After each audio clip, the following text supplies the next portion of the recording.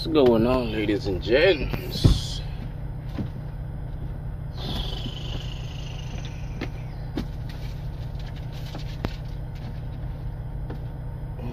Nope, it ain't connected to my headset. So I ran into a subscriber yesterday when I was in Nebraska. I was actually waiting for a load, and it wasn't due until 1600 on my previous video.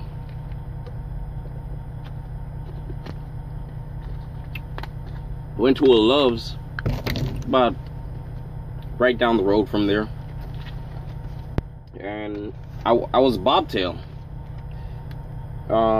Apparently Teddy right there, Teddy bear right there is the dead giveaway that it was me.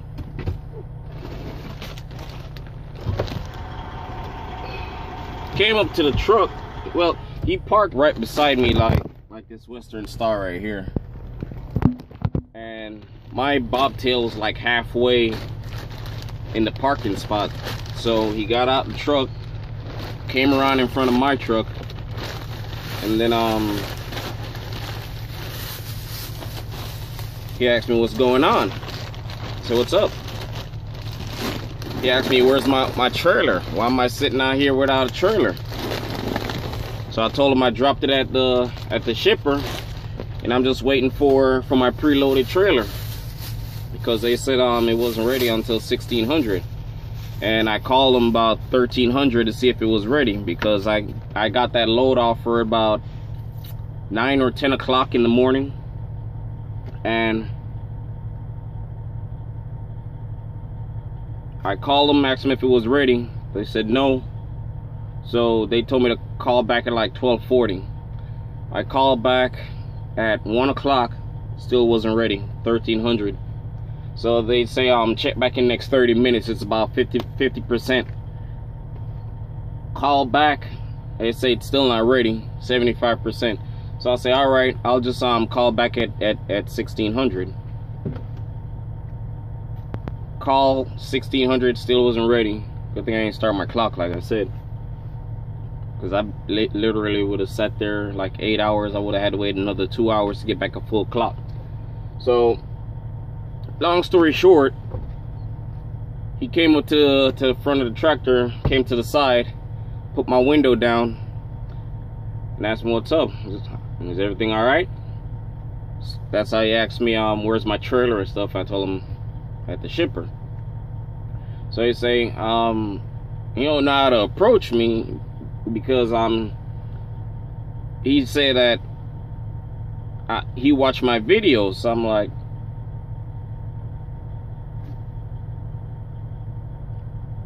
so help me help you, what's up? So he was saying that he was following my videos since I was in CR England, but he was at Landstar. So I was like, then why were you following me when I was in CR England? Because the videos that I put out basically helped him out as well, with all his driving, with when I was, I think it was Colorado, when I was showing him around how the snow and everything was, and how slippery. You go outside, you stand on, I'm literally just standing there, and I was just sliding. So imagine your truck, and I'm just the lightweight with all the snow and everything, and he was like, I was just been following you, and I seen when you came over to CRETE, but you left clues and hints in your videos. I'm like, you mean when I was in that orange shirt and I had this pen and everything, and I was walking at the building and the side? He's like, yeah, you left hints and stuff that you was at CRETE, but you didn't want to tell them you was at CRETE yet. So I was like, you caught on to it, because I always have this pen with it right here. And I think I had something else where I gave a hint to say I'm in Kansas City, and there's something else. There was something else that I said in there, and he pulled up the video and showed me. I was like, you caught on to it. So like I said, I told him like I didn't want to tell everyone like I was here yet, because I knew a few of the people was asking me where's I going and how's the company over there. So I say, let me figure out how the company is. So far so good, I like it, everything's been turning out okay. And then he told me he didn't use my referral bonus because I didn't put out a referral at that time. So I say, true, I didn't really have any cards or anything at that moment, and all I was doing was giving out my book right here to drivers, recruiting them, say, hey, come on over to CRETE, here's all that stuff. So he say I should put out my card on every video, in which I tell him that's what I've been doing. And he say he was just watching that video, and then he saw the teddy bear in the passenger seat, and it was a blue truck, so he decided to park beside me and asked me, so how's everything as an owner operator now? So I literally gave him the breakdown. I got all my information. I still got to go home like I was supposed to. Well, they set me for the 3rd to be on my home time, and today is the 10th actually.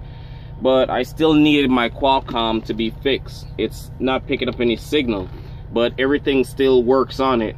So I just still send everything, but when it's in the out box, it's not gonna go out because it got all these things waiting for it to go out. I still do everything by the book and everything.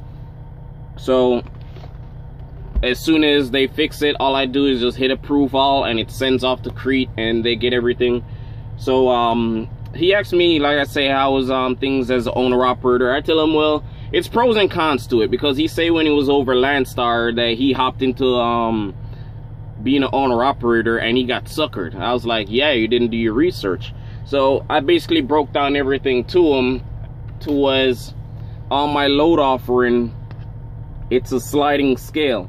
So all these are my miles that they'll pay me per mile, and how much I get paid deadhead, which is 86 cents as my deadhead pay. So I tell them, like, it's pros and cons to it. My first check, I think, like I say, 1,600, or yeah, I think it's 1,600, and my second check was 2,600, and then my third check was $67. And he say, why was your check $67? And I say, well, it's my fault because I didn't turn in my trip packs, because the ones that I had was from, I think, from Oregon to Utah, and then from Colorado back to Washington State. I didn't turn in those trip packs, so all those 1,500 miles from Oregon to North Dakota, and I think it was another one, the 1,350 miles from Washington State to somewhere. So those didn't get turned in, and it kind of crippled me. But the other previous trip packs that I turned in paid off all my truck note and all that and all that stuff. So all that is gonna fall on this check coming up Friday, which is gonna be on the 15th. So that one is probably gonna be like a $5,000 or $6,000 check or more. I'm not sure. My week hasn't finished yet, so today's the 10th, so today's Sunday. So I'm gonna turn in this 600-mile trip today, and then that should end that week. So that 1,350, the 1,500, and then all the rest of the miles that I ran this week is gonna get turned in today, Sunday, so it can be on paycheck for Friday. And then starting tomorrow, Monday, start me a whole new week. So I basically gave him the breakdown on everything, in which he went over the Schaefer side, because he say he was doing something at Landstar and he liked the reefer side because it keeps him running, and reefer pays him a little more money than driving. So I say, whatever that makes you happy, man. So I showed him this, and I tell him take a picture of it, in which it's basically the owner operator pay scale. So the red is for CRETE and the blue is for Schaefer, and I think the black is the week. I think it's like option 1 and option 2, whereas I think it's for people that wants to be home daily. Not gonna run into it too long, but like I say, it's good and bad to it. If you don't turn in your trip pack, which happened to me, I didn't turn in my trip pack, so that paycheck came as $67. Like I say, like I told you guys, I'm gonna show you guys the ins, outs, pros, and cons. I'm not gonna show you every single week like, oh, I'm making $27,000, oh, I'm making $3,000, oh, I'm making $6,000. But I guarantee you, my next check will be twice the amount that what I made previous week. So he asked me how do I manage everything. So I basically have a system. My system is anything that puts me up to 400 miles would take me at least 50 to 60 gallons, it depending on if I'm going over mountains. If I'm going over mountains and they tell me to fill up, I fill it up.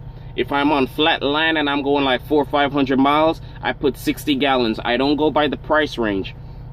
The reason why, because if you say you're getting paid, this load is paying me total with my 20 miles deadhead and 599 miles loaded.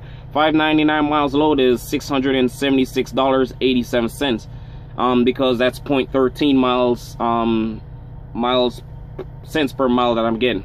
Well, dollar and cents per mile. And then for the deadhead miles, it's paying for the 24 deadhead miles $20.64, totaled me up to $697.51.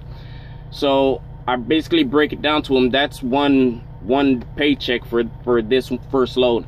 So what I did is I say I don't go by, say I make $600, I'm gonna put $2 or $150 in fuel. No, I go per gallon. So my truck already gives me 7.5 miles to the gallon.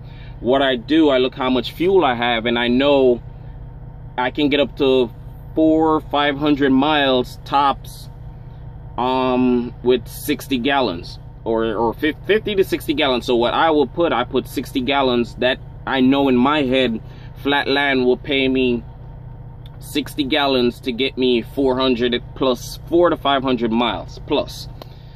So they will send you 1 or 2 fuel solutions. That's how I do my scale. Now if I'm going a longer distance, as a 700 mile, I'll fill up my first fill, and I don't look at the price per gallon because you're not paying the price for fuel. Then I continue to where I gotta go. Then on my second fuel route, I see how much fuel I have. If I'm still at a quarter of a tank, I'll put another 50 gallons in it. So it all depends on how much now that I spend on that. That other 50 gallons can take me another 400 to 500 miles from what I'll have from my quarter or a half a tank, and take me wherever I'll go. Right now I'm on a half a tank, so I'm already at my drop, in which it's about, let's see, 45 miles away, which is going to take me 50 minutes. So I don't need no more fuel. I'm already on half a tank of fuel that I put 70 gallons when I was in Nebraska, and that gave me about a quarter tank when I came here at the TA. Then I added another 50 gallons. So whatever my next load will be, I won't need to put any fuel and see how much miles they're gonna offer me now or whatever. Well, I can't pick my loads because, like I said, my Qualcomm is not taking signal, so I have to do it through my phone. So when I get there, I call them, say, hey, push through an empty call for me, and then send me another load offer. And it comes to my phone, I accept it, see where it's going, see how much fuel I have. Then I look at it and say, all right, so half a tank can take me another 400 miles before it drops down to a quarter of a tank. I don't go below quarter of a tank. I stopped taking that risk now by driving out that fuel, because I still need fuel to go pick up my next load. I don't like driving like that. So what I start doing, anytime I reach a quarter of a tank, I see where my next fuel solution is. I add another 50 or 60 gallons and I go. Now, that's the pros and the cons that I'm gonna weigh out and give you guys. I mean, it's just crazy that I missed out on another referral.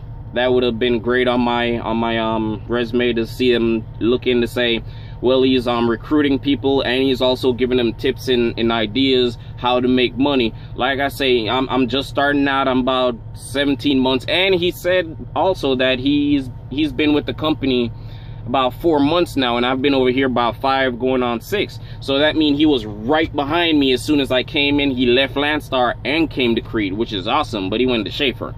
But that's awesome though. That's pretty awesome that he actually followed the video and came over, but I missed out on the referral.